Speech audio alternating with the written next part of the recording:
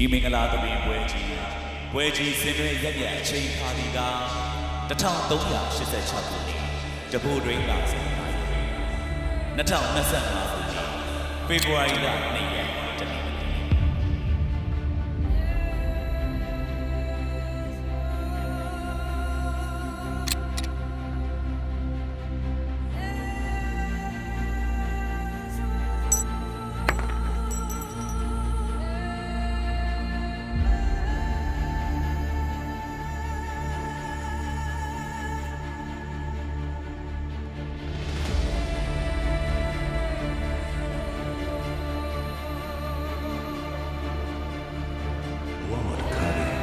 ချစ်ခွင့်ရမယ်ဆို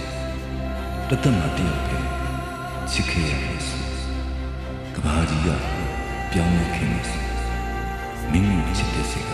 ဘယ်ခါမှမပြောင်းဘူးမင်္ဂလာသူသားမောင်ကောင်းချမ်းမင်္ဂလာသူသမီး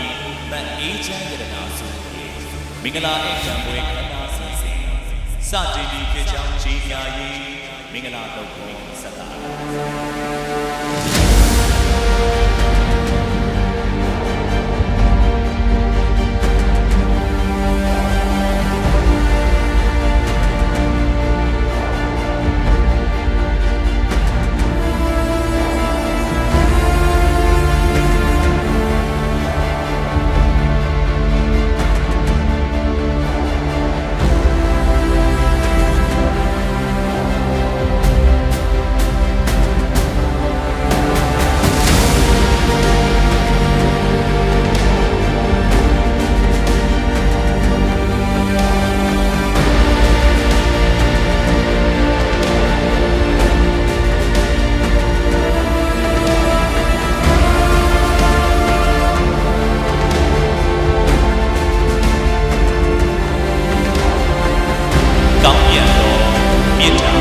စေတနာ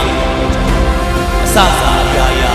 အရာခတ်သိမ်းအေးငိမ့်ချမ်းမြေစွာအောင်မြင်ပြီပဲဖြစ်ပါလိမ့်